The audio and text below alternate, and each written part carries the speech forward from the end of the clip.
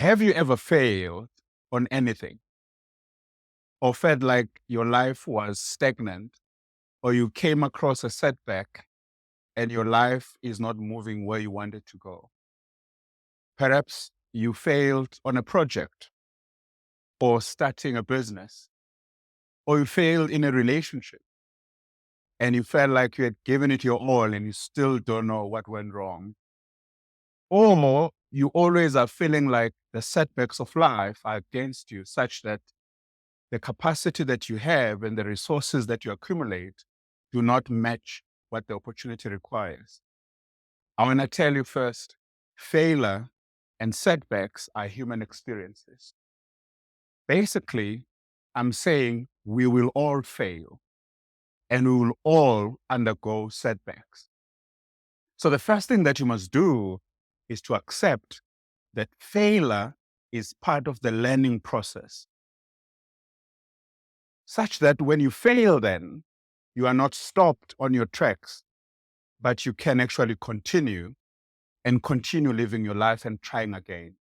So failure at most then is, some say, fear appearing real, or other people then say failure happens because it's there to teach you a lesson so that your practice improves. But I want you to know it's easier said than done, because when you fail and you get undesired results, that can be hard hitting at times.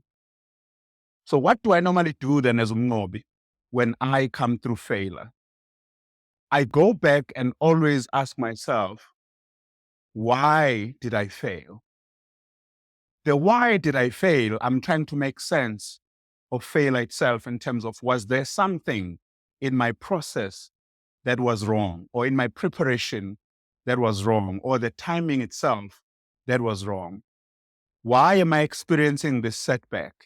Is it because there's something in the universe where the idea itself maybe is premature or it's beyond its time? So that's where I normally start. Why did I fail? And once you ask yourself, why did I fail? Then you have to go back then and probe, what can I do better next time when I want to do better in terms of the area in which I fail? So let's come back then. Now that we've said failure is human and failure is part of life, once then you're asking yourself, how did I fail? You are then saying, I want to focus on the process that I'm going to follow to do this activity and not the outcome itself. It means then you have to become a learner of life. And when you become a learner of life, then it's no longer about means to an end or an end in itself. It's now the journey that you are traversing or traveling. Think about it. Usain Bolt runs 9.4 seconds in 100 meters. Now that's a speed of light. That's faster than a cheetah. But what people don't realize is that when you see him breaking the world record at Olympics, what you're not realizing is that he's worked on this for 4 years. Meaning he's done dash after dash, lap after lap, take after take, so that he develops first and foremost his muscle to run.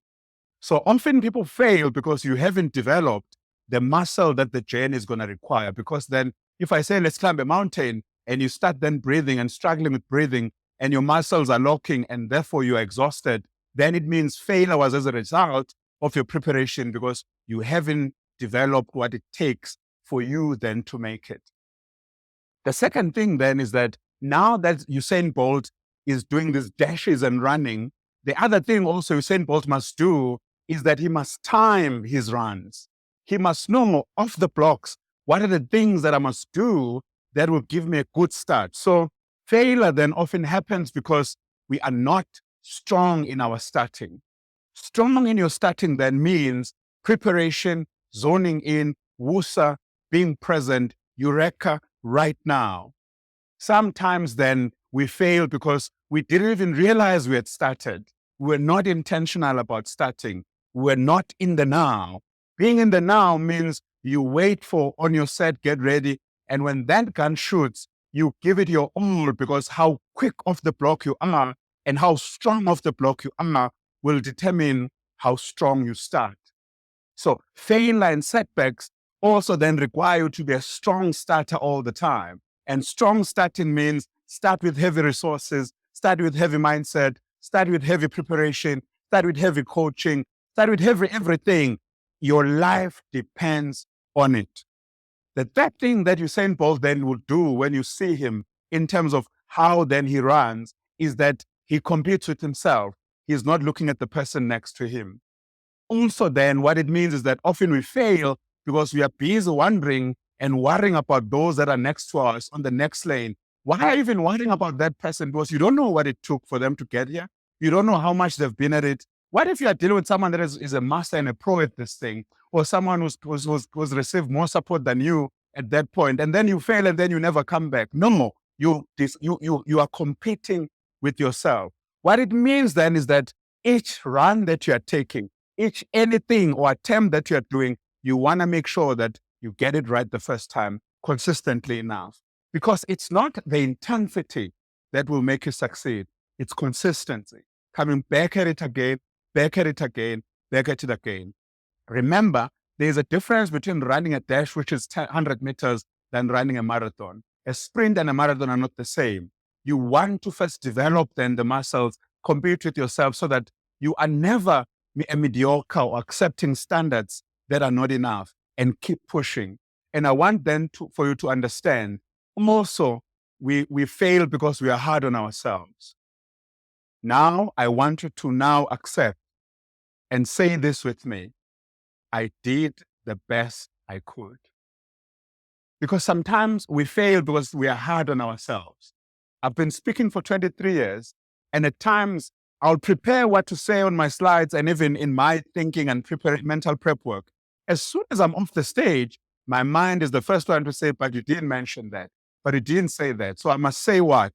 I did the best I could. I'll try better next time. In wrapping this up, then we are saying failure and setbacks do not have to be the end of our lives.